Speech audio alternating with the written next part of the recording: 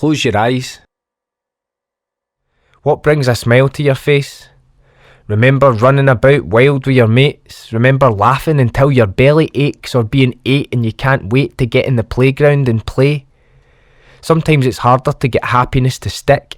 It's not always so easy to keep laughing when you're sick. Childhood should be full of wonder and excitement. It's no place for being in pain or being frightened. And that landscape can lead to darker scenery, where happiness gets trapped behind needles and machinery. Imagine spending your days with the hospital blues. Now imagine being away or being lost and confused. Relief and jokes are needed most at the times when it's hardest to keep afloat. And stormy weather can clear in an instant. If laughter's the best medicine, I want it on prescription.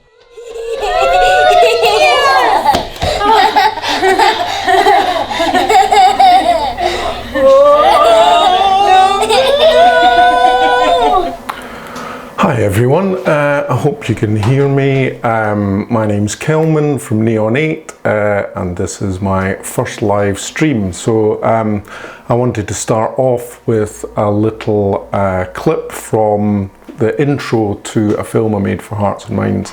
This one was back in 2014, but I thought it was quite apt to begin with an intro, because that's how we capture people's attention, and that's one that even 6 years later, even though that was quite early in my kind of filmmaking career, I'm still really quite proud of it. It features the rhymes of Scottish rapper Solarai, and it kind of goes to show how you can put different things together that aren't necessarily kind of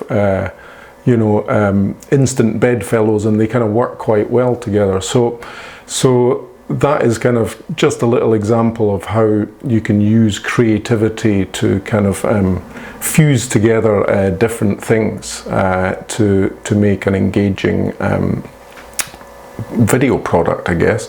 So the first thing I want to speak to you about today is just a little bit about the company. So I started Neon 8 back in 2012 really, and kind of, over the years kind of started to work a bit more, getting more clients in the video production. To begin with, it was kind of small jobs, and they've kind of grown over the last few years, and also I've incorporated a lot of training into that as well. I've been a trainer for the last 15 years, as well as doing some lecturing at college. So it's something that I've been doing a long time, and we're now incorporating the training into the company. So if I can just show you a little slide here. This is a list of some of the clients that we have worked with. People like Merseyside Police, who have trained their CCTV department on how to kind of use video editing and I guess After Effects, Adobe After Effects, to help with their video delivery to the Crown Prosecution Service. I've worked with a lot of third sectors, including Hearts and Minds, who you've just seen. I've worked with music and hospitals, star catchers, Children First. So I do have kind of quite a lot of experience over a few different sectors, including corporate as well. And I kind of bring all that experience to help people to use video themselves as well, because we're now in a world, clearly with the COVID-19 pandemic, where more and more people are going to have to use video themselves. So in the past, they might have hired someone, and I would still say that that was a need for bigger projects, but for smaller projects, you can absolutely do this yourself. The whole thing about power in the pocket is that you can do this with phones that even are 2, 3, 4 years old sometimes, but certainly the latest flagship phones from Android and Apple can produce excellent quality images that, if you know what you're doing, you can get the best out of them.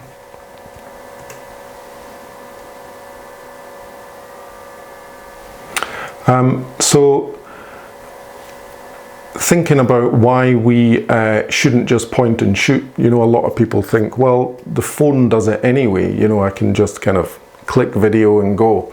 And whilst that works well sometimes, it actually doesn't work as well for video as it does for photography.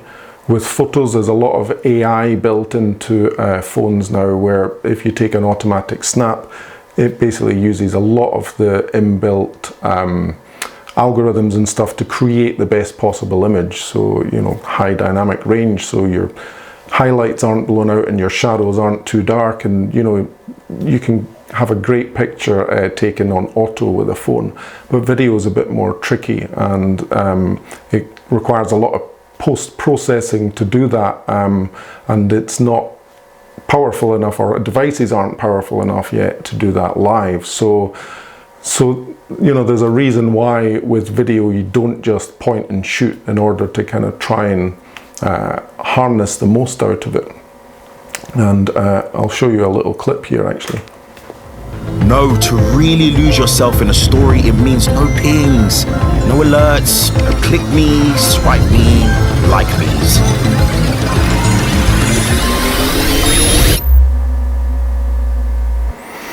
So yeah, that was a clip from a cinema ad that I saw a few months ago, featuring John Boyega. I think it was for View Cinemas, and it just struck me as I was watching it. I just loved the motion graphics with all the kind of timelines that people are scrolling through on their phone, and it really is like that. You know, any point going down a busy street, of which there aren't a lot of busy streets at the moment, but inside people's homes, they have all the kind of, I guess, stimulus they could ever require on a mobile device now. So it's tricky to cut through all that. What makes someone watch your video over someone else's? And I see a lot of video online by, you know, sometimes very professional companies who just post something online and think, well, it's my company, I've got a following, people will watch it. But they don't do the same. They don't apply that kind of logic to their kind of, you know, their marketing, still graphics marketing, or other marketing. A video seems to somehow just, people go, oh, well, I'll just stick a video up of me watching something. And it doesn't necessarily follow that someone's going to watch it, because there's a lot of well-produced video out there. So you have to really think about who you're aiming your video at, and how you're going to kind of, you know, I guess make an impact with it. But in order to do that, you really need to kind of begin to understand the basics of some of the theory behind it. I'm not going to go, don't worry, I'm not going to go into too much detail about theory, but I just wanted to introduce you to the kind of things that if you're aware of, you can start taking better video with your phone.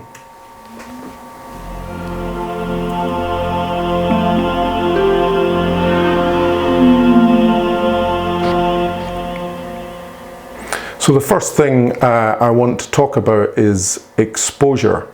And exposure is really everything when it comes to video. It's the light that gets into the sensor on your phone. And the first thing I'm going to speak about, there's basically three different ways your phone can increase the light and therefore the brightness of the image. And the first thing I'm going to speak about is shutter speed. Now, shutter speed, you're probably all aware as well. If you're taking photos in dimly lit pubs, remember them, you could, you know, get a lot of motion blur if someone's moving about, kind of a bit too many shandies, and they're kind of gesticulating, as I am known to do, knocking over drinks here and there. And you get this kind of motion blur of someone's hand moving. Whereas a shorter shutter speed, you catch something still. So see a lot of nature photography, you know, it's catching something still in midair, an owl or whatever, because they want to capture that.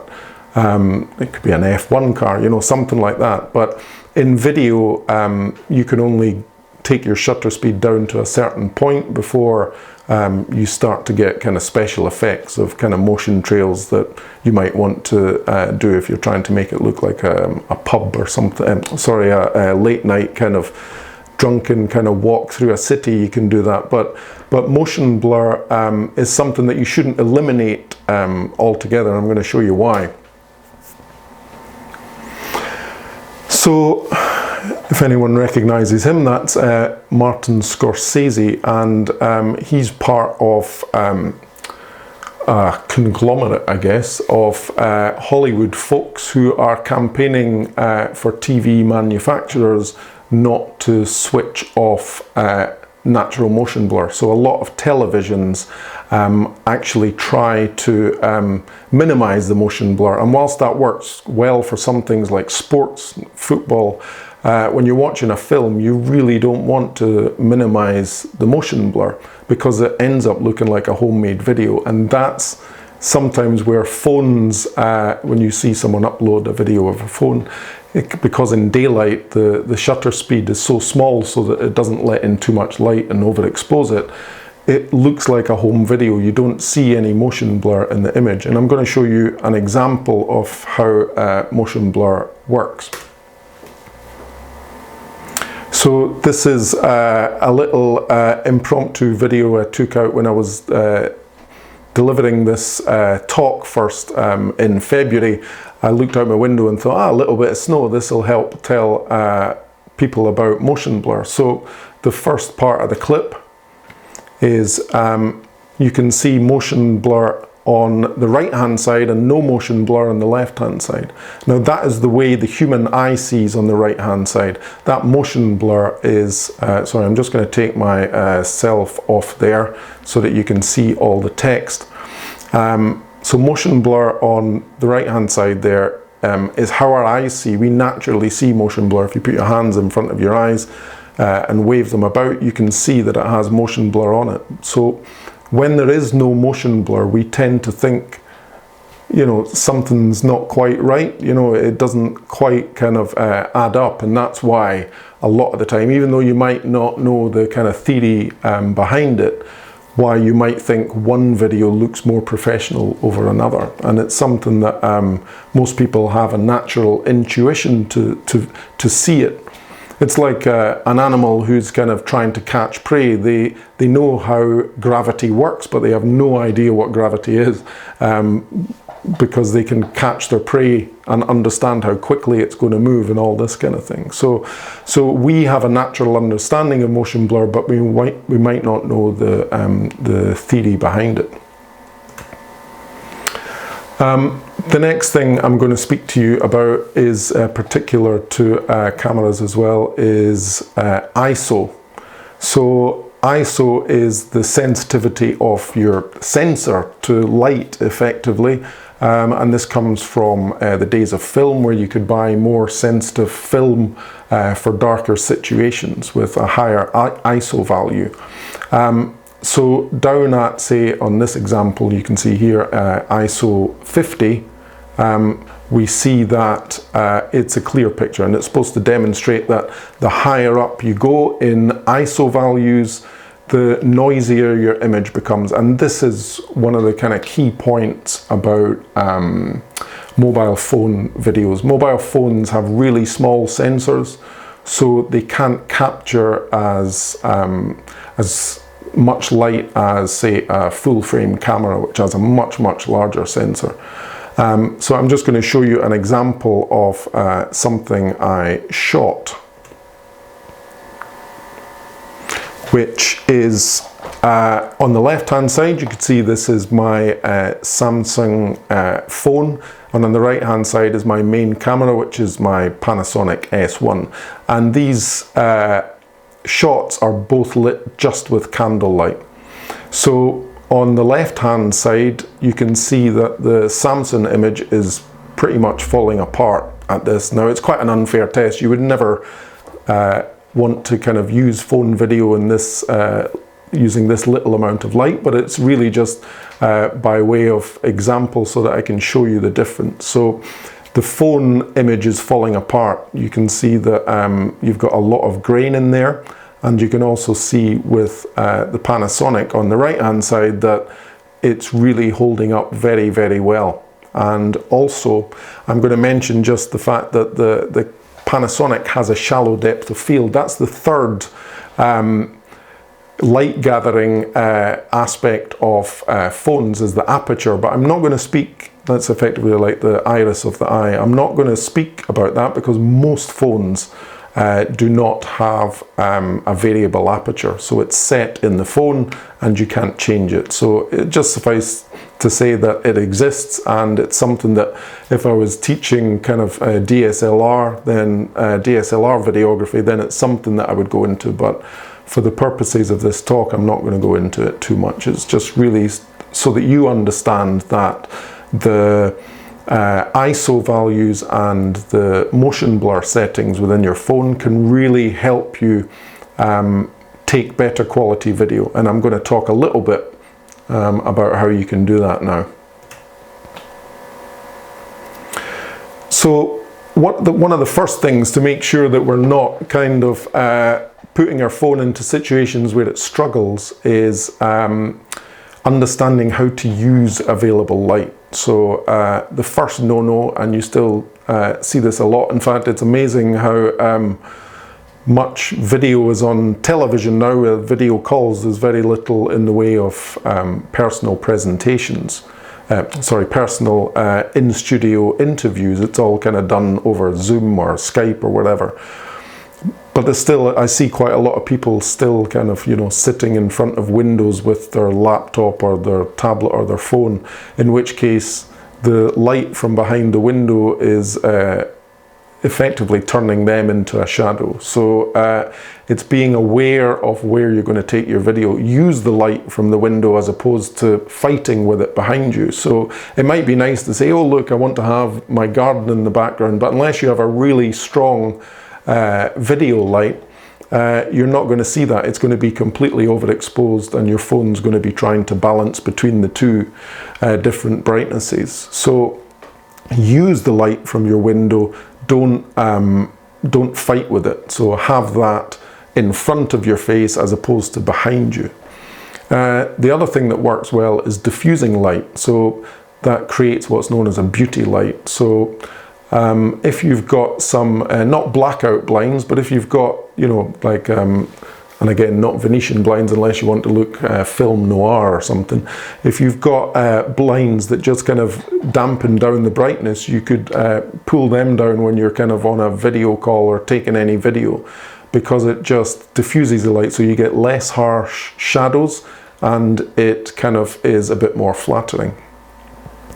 And the best bit of advice I can give here when you're using available light is just to be mindful. So it's really starting to look at things in a different way. And when you kind of look at things by just questioning, how can I best do this, then you will start to see things. They will start to appear to you. They might not be immediately obvious, but you start to go, well, can I kind of place myself in a better position? And that's something that you need to kind of think about when you're taking video. Now, if you have a little budget, you can go from available light into purchasing LED lights. So LED video lights have come down a lot in price over the last, 3-4 years. You can easily get a video light on Amazon or similar for 20 odd pounds, all the way up to, you can pay thousands of pounds for them. But a small kind of £20 video light that is probably going to chew through AA batteries, that will help you a lot. If you go a little bit up in budget, you can get USB rechargeable ones, and even little video lights that I have, can actually be powered by USB-C whilst they're operating. So if you've got a power bank and you're out in the field, you can power that battery for hours. And they're becoming, more fancy now, so you can have RGB, which basically means red, green, blue, and that means that your light can basically be any color throughout the visual spectrum. And bicolor means going from daylight, which is, you know, video lights are measured in terms of their warmth, in terms of their Kelvin value. So daylight is usually classed as 5,600 Kelvin, and then sunset and sunrise would be down about 3,000 Kelvin. So bicolor lights allow you to shoot in different places so that you don't get a mismatch. If you're shooting in someone's house at night time with other lights around, you can pull the colour of your light down so that it kind of matches the ambience.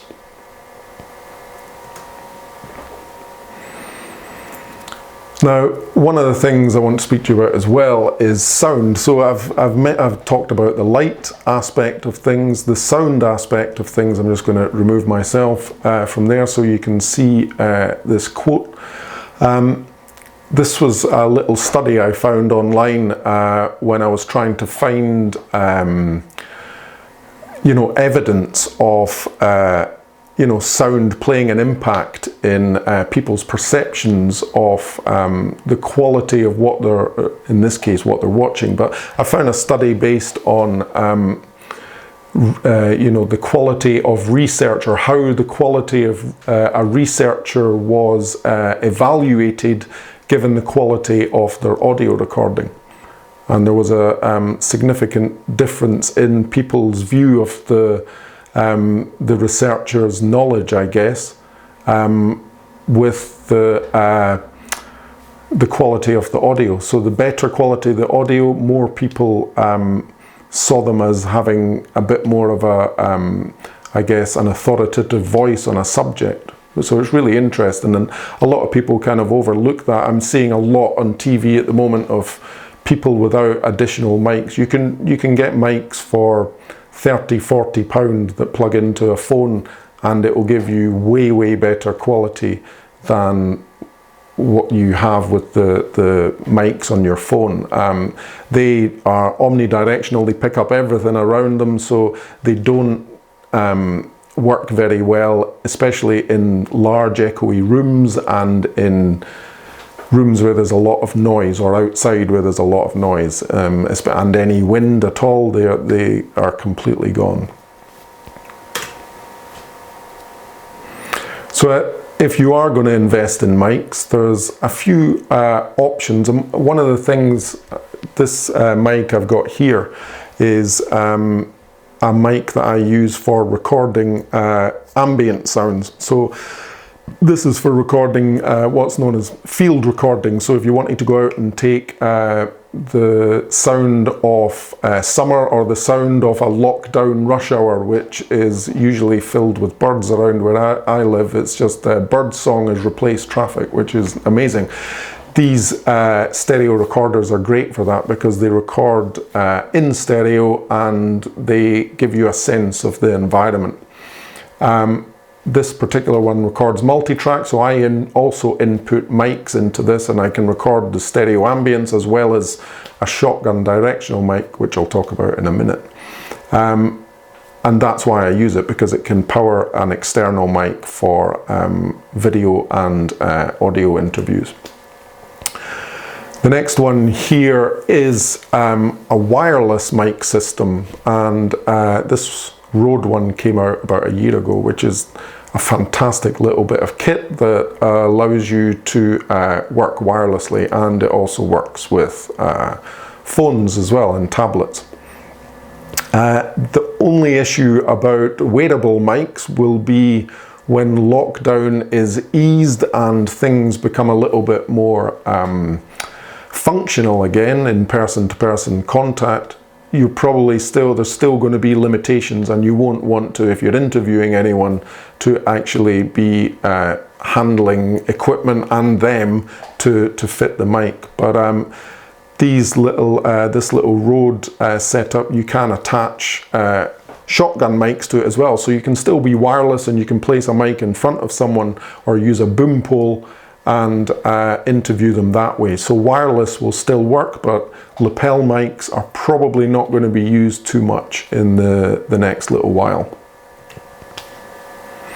The last one is a shotgun mic, and a shotgun mic works really well for directional focus. So it's great for interviews. It's can be used on a boom pole. I could connect that mic there to the wireless transmitter on the previous Rode one and have a wireless setup with a directional mic. And that's the way that I'm going to be working over the next, well, the foreseeable future. I'm going to be working with a wireless transmitter and a shotgun mic for all the interviews that I do.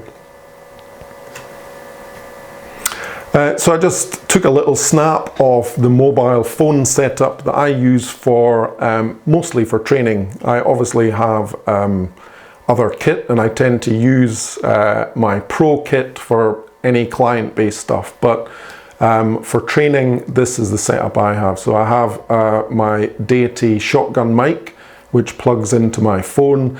I have a phone cover from a company called Moment, who also do filters and lenses for phones, and this is what's known as a neutral density filter, which basically darkens the light coming in. So I would use that outside to get more motion blur, and it's something that gives me a more cinematic look for when I'm taking shots outside.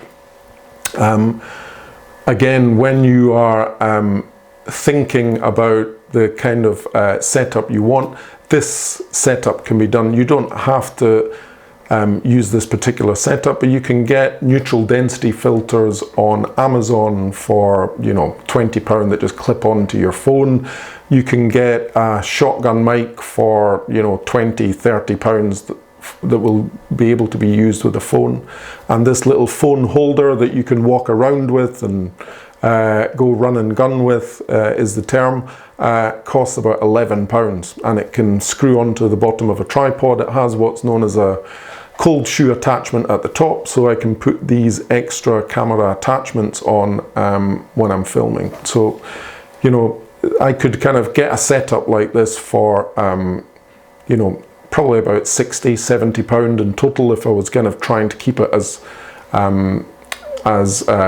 budget friendly as possible. On top of that is a light. I don't tend to, you can, instead of that mic, put a light there, but I don't tend to put a light right where the camera is, because that means people are looking right at a light, and it's kind of a bit glaring, and it's, you know, a little bit like being interrogated. So I tend to, because you can get small mobile lights, I tend to use my arm or a boom pole to mount the light to, and just have it at a higher angle, looking down a little bit, so that they're not blinded by you know, literally the light that they're kind of looking at. So that's a little bit about the, you know, the sound and the light, and how you would kind of go about trying to make that better. Just one final thing I'll say on that is that using these little rigs enables you to set your phone up on a desk at the same height as your face. Like I'm talking to you now, my camera is at eye level with me, which means when you're speaking directly to a camera like this, if I just cut to myself and take that off just now, so I'm speaking kind of directly to you, it's kind of, it gives a feeling of equality. So I've noticed with a lot of Zoom and you know, online video that people are doing, they're looking down at their laptop on the desk. That's generally a little bit of a no-no with film. I'll talk more about this later, but really you should be at eye level with people, and it means who you're speaking to feel equitable with you. If you are talking down, you're literally talking down to them, and it's like talking down to a child. So it's not the best way of speaking to people online. So if I bring up the next slide, I'm going to move on now to, I've been speaking a bit about the theory and the kit, but really a large part of making video is understanding, if you're featuring other people in your video, is how to go about you know, interviewing someone. This was something that, you know, when I started off, I felt that that wasn't my strong point. It's something that I've developed over years. And a lot of the time it's because you're trying to concentrate on everything. If you're a one-man filming team, as I mostly am for a lot of my projects, you're having to think about whether your sound is working properly, whether your camera is recording, all these things, as well as speaking and interviewing someone. I tend to use the idea that interviews are conversations, just to help people make them feel a bit more relaxed. If you're not using or if you're kind of building up the interview to be quite a big thing, people will start to freak out and you'll start to kind of get a lot more nerves. Whereas if you're speaking to them and just say, let's just have a chat, don't look at me, don't look at the camera, look at me, and then it means that you can kind of get a sense of a conversation as opposed to just all about the interview and looking directly down the barrel of a lens. Active listening is a big part of that as well, and that's something that if some people are naturally better at it than others, I would say that that's something, because I was kind of worried about whether everything was working, I had to really focus on that when I was first doing all this, and it's something now that I feel comfortable with because I'm more relaxed with my setup. I understand what I'm doing. I know there's certain things I can check, and I just have to have trust that it's all working, which gives me time to listen to what people are saying and to not just have a list of questions. If you're just going there to interview someone and it's just a kind of Q&A and you're not responding to what they're saying, you probably won't get the right kind of information out of them. I tend to want more and say, right, okay, let's ask a little bit about this. It might never feature. In fact, 90% of the interviews that I do not get anywhere near the final edit. It's snippets, because you're doing a lot of the time short films, and they might have talked for 20 minutes on a subject and they feature in the film for, say, 50 seconds.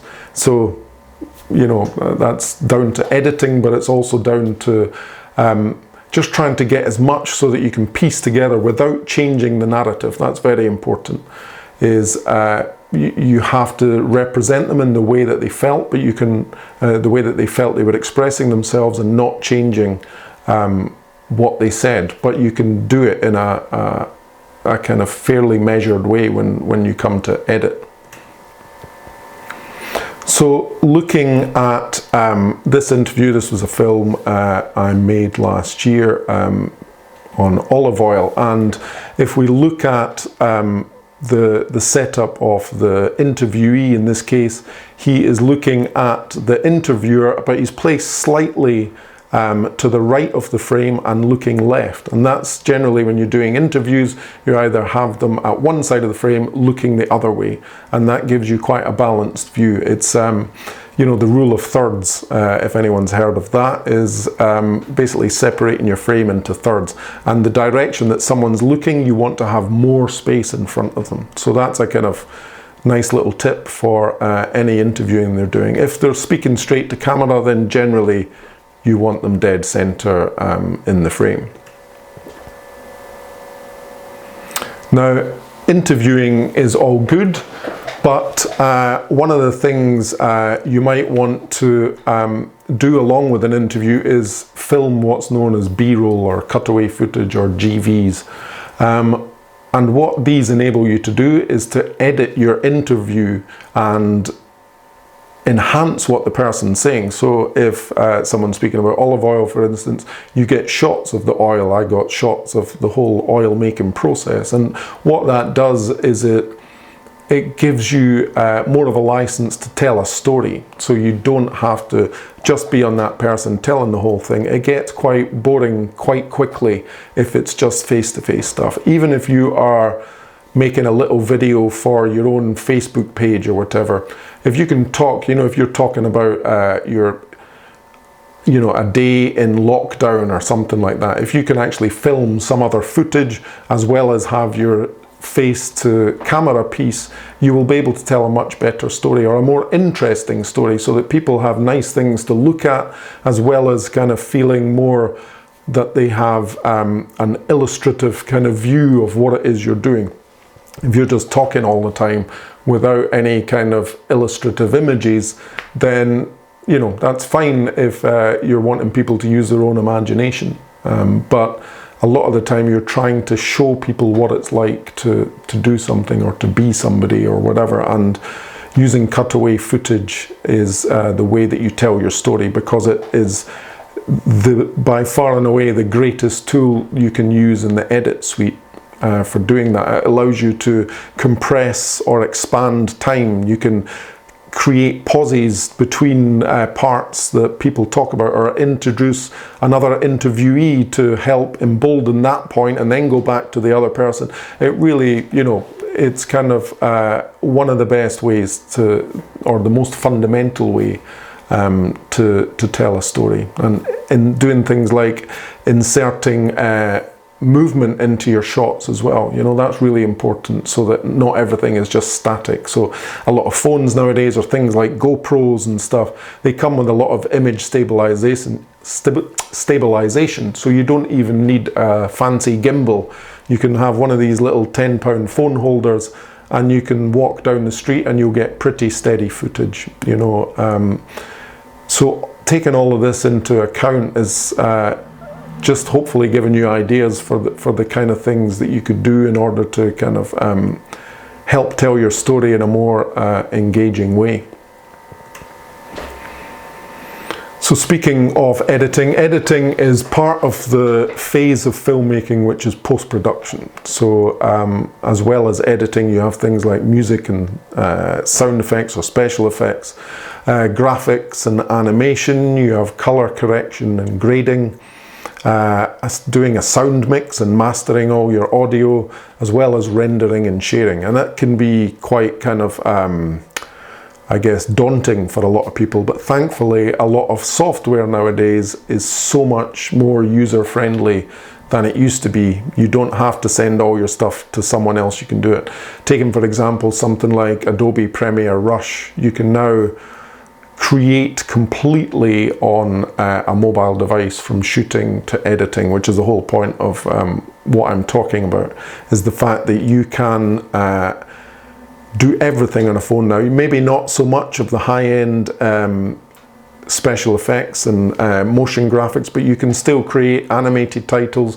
You can use templates that come with things like Premiere Rush, for example, that enable you to create something with all the information you need, done in a professional looking way. And that's right up until you know, rendering and sharing your video. It can all be done on a mobile device. I've got quite a few different pieces of software installed on my machines, and I'm just going to speak a little bit about, you know, coming to the kind of machines that you use. So there's a lot of debate all the time online about which is best, Android or Apple, and really it comes down to, a lot of the time for people, is budget and what will they be using the phones for.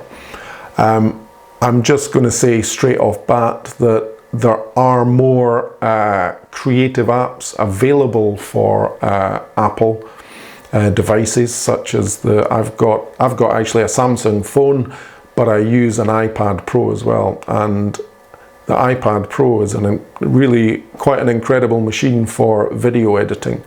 You can edit 4K content, and I edit 4K content from my main camera on it as well. I've done that. Again, I tend to use my main, you know, I've got a MacBook Pro which I use for my main editing machine. But if I'm out in the field and I need to do something quickly, the iPad Pro absolutely works, and it's certainly powerful enough for you. I've not come across an Android tablet that is as powerful as the iPad.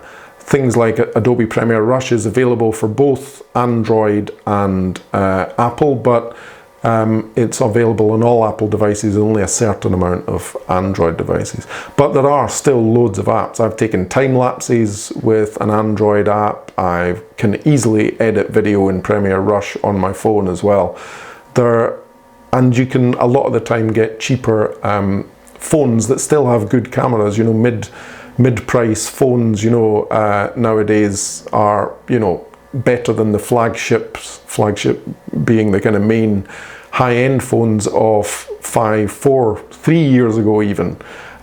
So there's a lot you can get for your money nowadays. You don't necessarily have to go with the highest tier of phone. But I would just say that there are more creative apps available, or I would say higher quality creative apps available for Apple, because the developers don't have to cater for so many different phones and screen sizes and, you know, hardware. It's all fairly kind of enclosed in the Apple ecosystem, which is sometimes a benefit and sometimes a real pain. So again, it comes down to your own preferences and budget, really. I just wanted to speak about, I've mentioned Adobe Premiere Rush. I've got some other mobile editing apps here that I'd like to speak about. One of them being LumaFusion, which you can get for the iPad, and it is a fully featured video editor. And I've used it on my iPad Pro to do a few things, and it's a great bit of software. It can't do motion graphics, but in terms of editing a video, it's a really good bit of software, and it now exports XML files that allow you to take it into Final Cut Pro on a Mac as well. So it's, you know, it's a great piece of software. iMovie, of course, is Apple only, and you can take iMovie mobile projects into Final Cut on a Mac as well. Power Director is something that's available for Android, and it's probably one of the top tier editors for Android.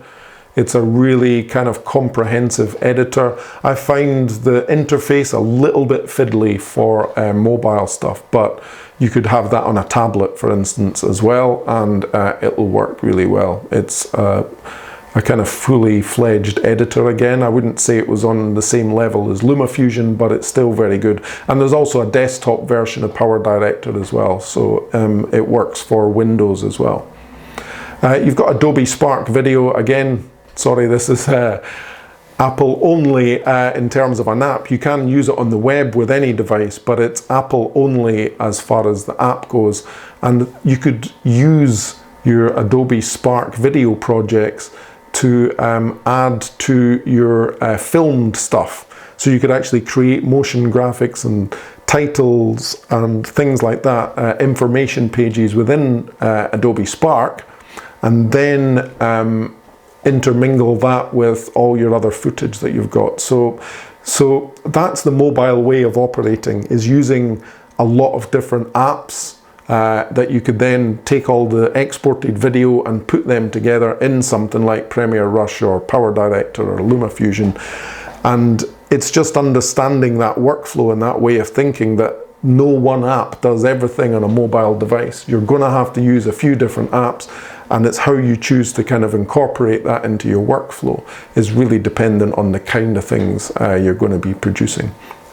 KineMaster is another editor that's available on both platforms, and that's a pretty good editor as well. It has quite a lot of features. It's got a nicer looking interface, I would say, than Power Director, but Power Director maybe has more kind of add-ons, I would say.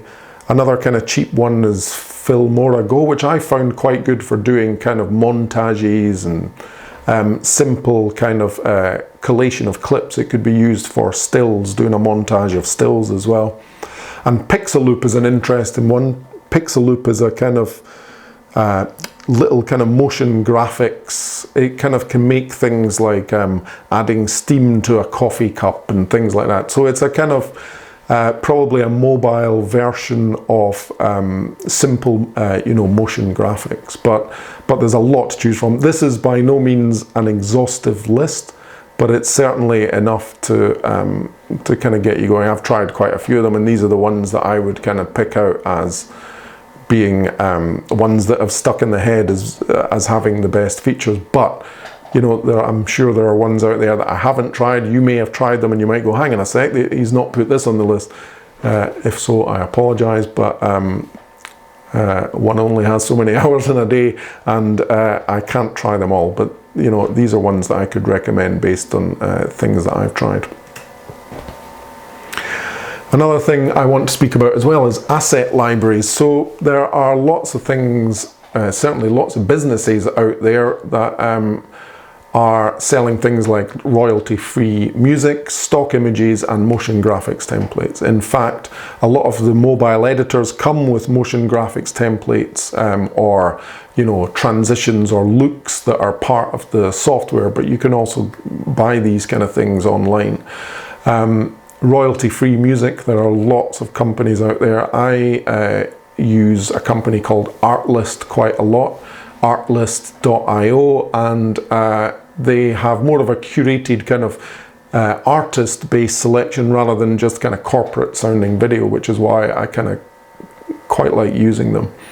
Stock images, Adobe has their own stock site. You've got things like photo stock, I mean there's loads of them, Getty Images, you know, there are so many companies out there offering stock images. And like I said, motion graphics templates. Adobe Premiere Rush comes with a lot of title motion graphics templates that you can get started on right away, and it'll enable you to really kind of just get a bit more of a dynamic kind of information there rather than just static text on your screen.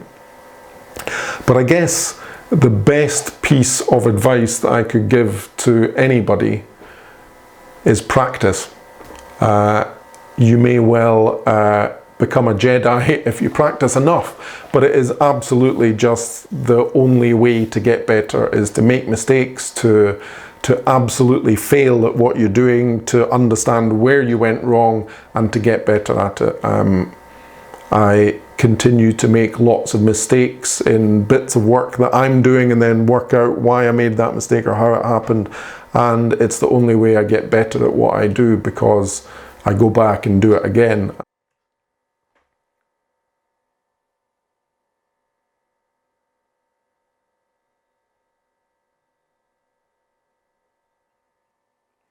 Now that was a little clip from The Two Popes. I don't know if anyone's seen that on Netflix, but when I watched this I just loved the transition there from night to kind of dawn time, which, you know, a lot of filmmakers might be tempted to go, oh, we could do a really nice time lapse at that point, or, you know, do something a bit more fancy, but that was just what's known as a hard cut. So a camera would have been on a tripod for a reasonable amount of time, and they've just filmed all the way through and cut to when dawn comes. And that's one of the key messages from that, is that simplicity does work.